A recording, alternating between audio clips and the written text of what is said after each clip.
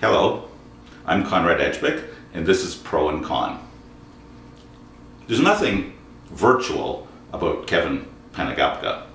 He's forthright, he's ambitious, he's focused, and he is an overnight success in the past 10 years. It's taken you 10 years to be an overnight success. Yeah, it's taken a while, that's for sure. Now you focus, Kevin, you focus on 3 varieties in Niagara. Pinot Noir, Chardonnay, well, Riesling, Chardonnay, and now Pinot Noir. That's right. Do you want to talk about why you focus just on those 3 varieties and just on the Niagara Peninsula? Sure. So the first reason is I believe those varieties are the best suited for the Niagara region. And the second reason, as a general idea, and the second reason is those are the wines I like to drink.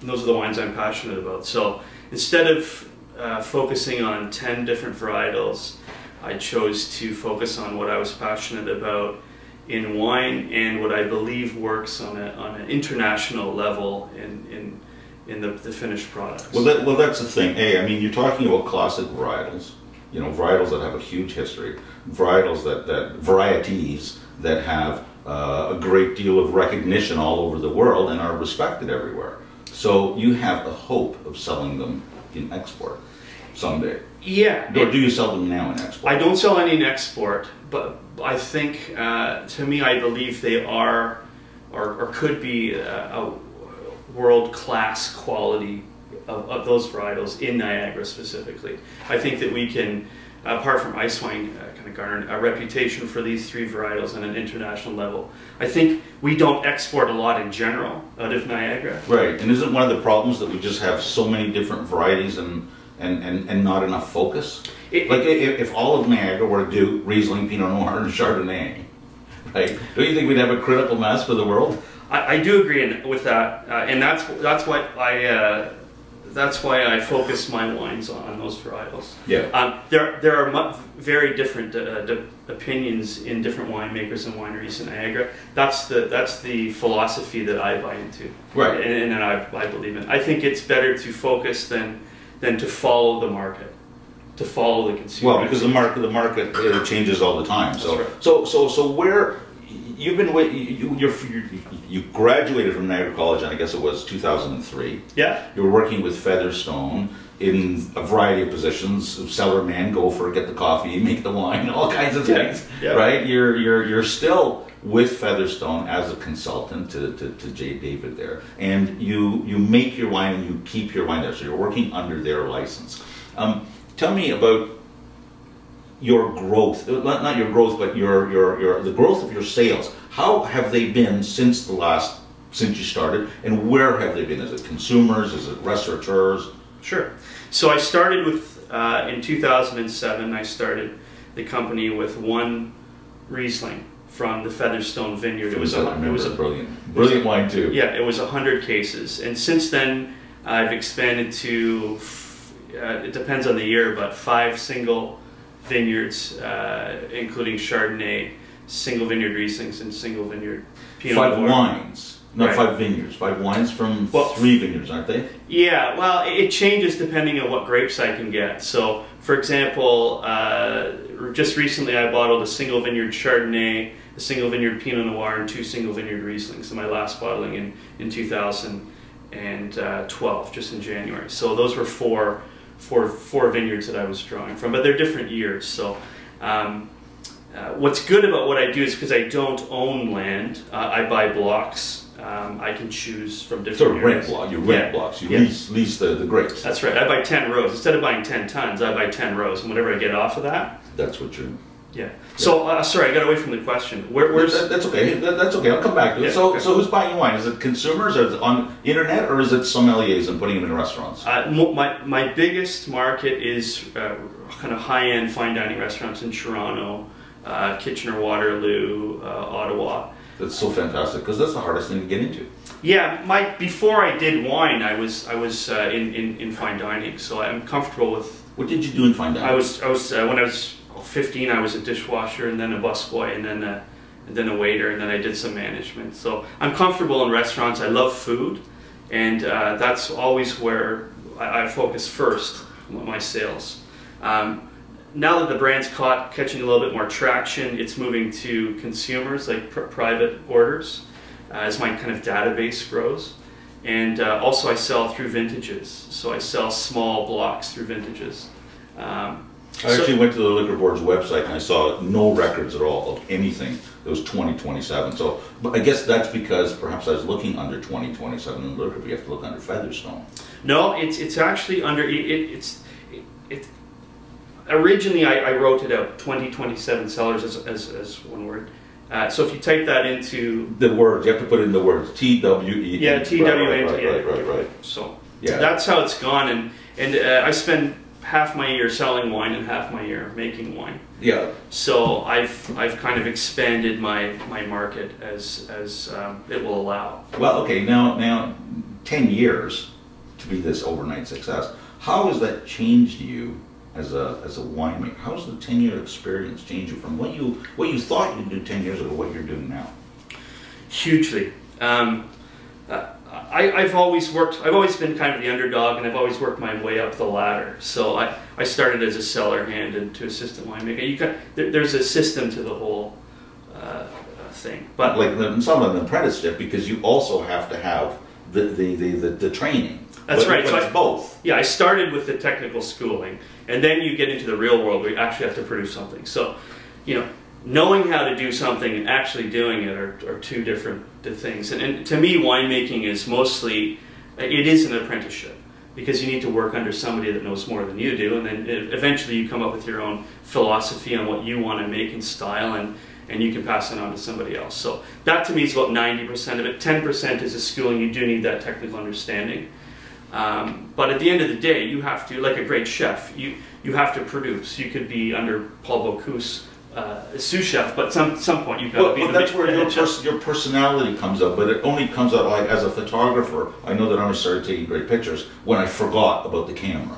When it just became part of me, and I could work right through it. And I think the same thing goes for you. You work through the technical aspects because you know them all.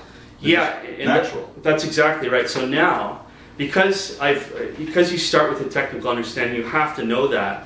The farther you go in winemaking, the less technical I've become, because I'm comfortable with the technical piece of it. I'm not worried about it all the time. So I'm willing to take more calculated, quote-unquote, risk with the winemaking, because I'm comfortable with the technical piece of it. Mm-hmm. So go ahead. Yeah, so that's how it's progressed, and that's a normal progression for any winemaker. Mm-hmm. When you first start, you're worried about every little detail. Right.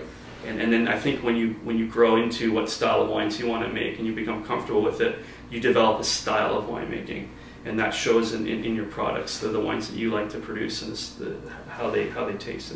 Excellent. So with all this experience and all this confidence, self-confidence, what's your greatest nightmare? What's my greatest fear? My greatest fear has always been not taking the risk to start something like this. So I was never worried about failing at it.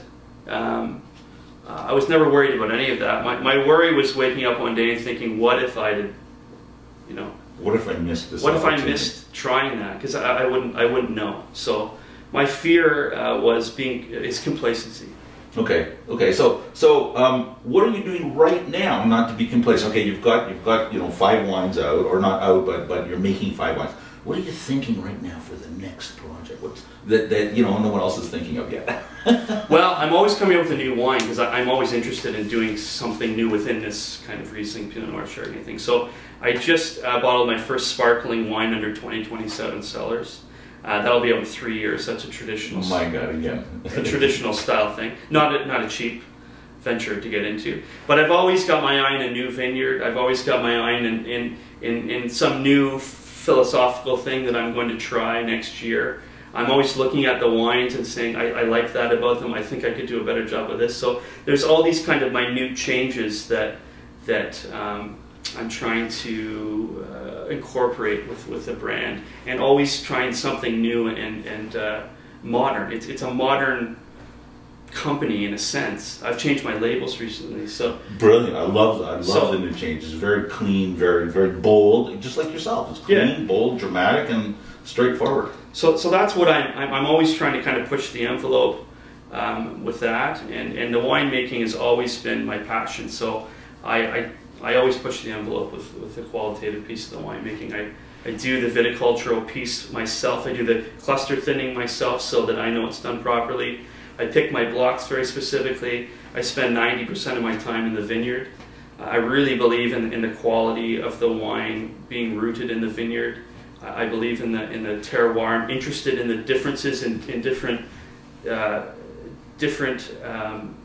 terroirs in Niagara, and that's really my focus for my winemaking and my vision, I guess. It must take up a lot of time. What do you do to relax? Oh God, I don't know.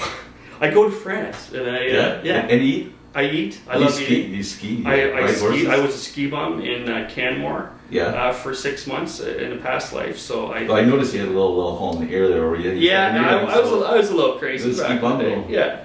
So I yeah. I had my fun. But yeah, I generally, my hobbies are food. Yeah. And I love eating. Why not? Because it's such a passion. I mean, you don't need a vacation from this business. No, but I won't say my life's a vacation, but I'd say that it's as close to a vacation as you can get. I know I love this because if I won the lottery tomorrow, I'd still do it. You still do it, yeah. Yeah. So it wouldn't be like, it's not a job to me. It's a passion. The business side of it is very realistic. Yeah, so well, obviously. There's certainly a reality to money and the business piece of it. Yeah, but the rest of it is that if money was no object, you'd still be doing the business. Yeah, oh, absolutely. Okay. Thanks for coming by. I really appreciate it. Yeah, cheers. Thanks. It's been a great time. Good luck and go out and get these wines if you can find them. 2027.ca. Is it 2027sellers.ca, and they're 202 the numbers 2027 the word CELLERS. Yeah, ARS. ARS, sorry. And .com.ca. .ca, and they're available direct delivery and vintages, and in the best restaurants in Toronto. And if in best restaurants in Toronto, and if you're a sommelier and you don't have this one in your restaurant, you're not one of the best restaurants in Toronto, right? well, yeah. Okay. Don't lodge. It's okay. As you said that. Right. That was a me. Yeah. But yeah, they're available, and I make them in very small amounts, so I do have a mailing list if people are interested. Right. See you again. Cheers. Come by, pro and con, right here on Line.